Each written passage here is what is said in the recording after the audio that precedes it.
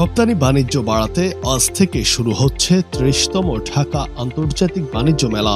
শনিবার ৩ জানুয়ারি বাণিজ্য মন্ত্রণালয় ও ইপিবির যৌথ উদ্যোগে সকালে নারায়ণগঞ্জের রূপগঞ্জ উপজেলার পূর্বাঞ্চলে বাংলাদেশ চায়না ফ্রেন্ডশিপ এক্সিবিশন সেন্টারে এই মেলার উদ্বোধন করা হবে। রপ্তানি উন্নয়ন ব্যুরো সূত্রে জানা গেছে, এর আগে ১ জানুয়ারি আন্তর্জাতিক বাণিজ্য মেলা উদ্বোধনের তারিখ ঠিক করা হয়েছিল। তবে সাবেক প্রধানমন্ত্রী ও বিএনপির চেয়ারপারসন বেগম খালেদা জিয়ার মৃত্যুতে ৩ দিনের জাতীয় শোক ঘোষণা করে সরকার।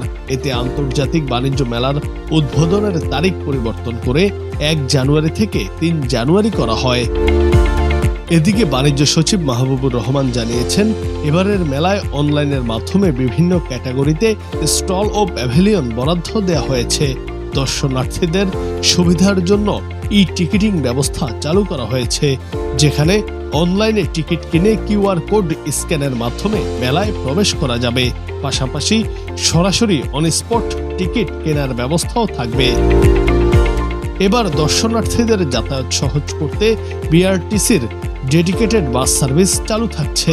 এর পাশাপাশি পাঠাওয়ের সার্ভিসও যুক্ত করা হয়েছে।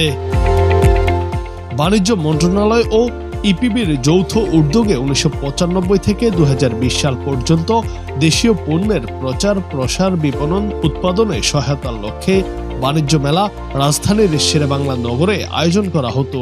করোনা মহামারীর কারণে ২০২১ সালে মেলা আয়োজন করা হয়নি, আর মহামারীর বিধি নিষেধের মধ্যে ২০২২ সালে প্রথমবার মেলা পূর্বাঞ্চলে BBCFEC-তে আয়োজন করা হয়। জুনায়েদ আহমেদ, বাংলা টিভি।